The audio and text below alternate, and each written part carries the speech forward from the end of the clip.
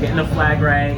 Devynne Charlton. So you just came off a third place in Boston. I know you were critical a little bit, but now you came out here, broke the world record. What was it feeling like as you kind of went through the race?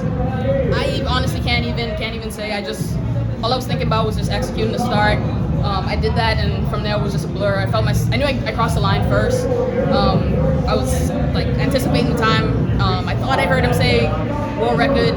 Didn't really catch it, but then everybody just got so excited, started to embrace me and jumping up and down. And so I'm just like, I must have done something special. It didn't really hit me until they brought me around to the clock and I saw my name and world record and saw the time, and that's when it kind of like hit me. But I couldn't describe the race to you if I tried.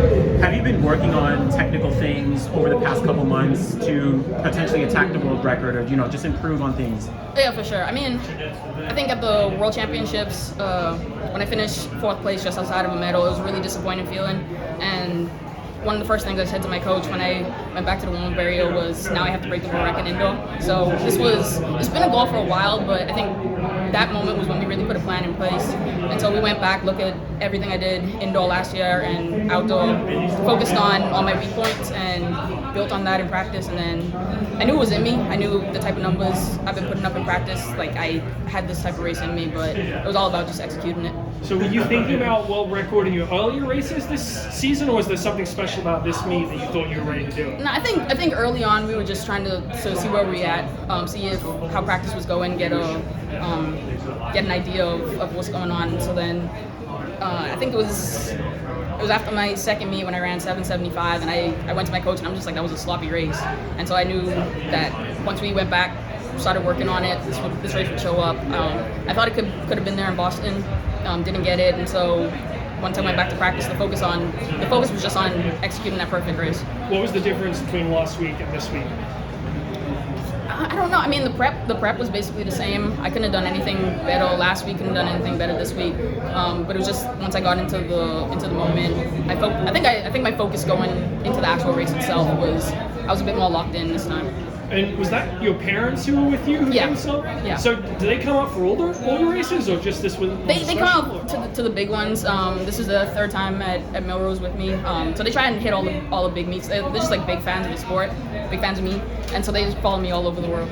What was kind of going through your mind as you're hugging them and you start to almost cry, right? Like, what's kind of going through your mind? I was just happy that they were here.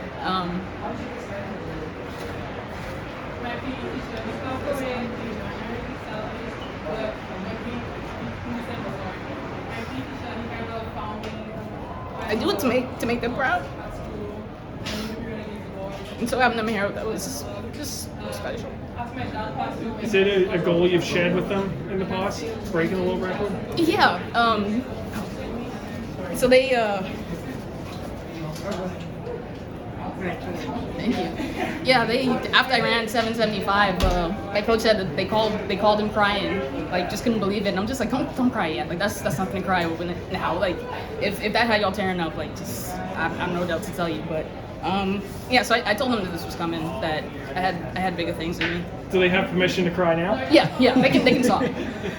I mean, for your country right now, there's a couple. I think Shana Miller had set a world record a couple years ago, and now you have a world record for your country. Like, what does it mean to kind of be showing that your country is really a prominent, name in sport? Yeah, I mean, for one of the smallest countries in the world, 400,000 people, to have so many athletes, not just in track and field, but across so many other sports on the world scene, like proving that we're one of the best sporting countries in the world. I think it's really special, considering our size.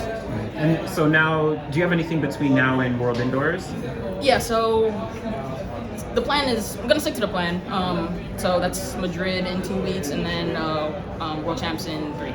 So how do you kind of shift and refocus coming off such a high now to be prepared to compete against essentially the same ladies, right, when you go to World Indoors and all that? Yeah, so gonna celebrate this one because I mean it's a record. It's not a medal. Medals can't be taken away, but somebody could break this record next week. USA is next week. Wouldn't be surprised if one of those ladies does it, because so many of us are capable in the women's short hurdles.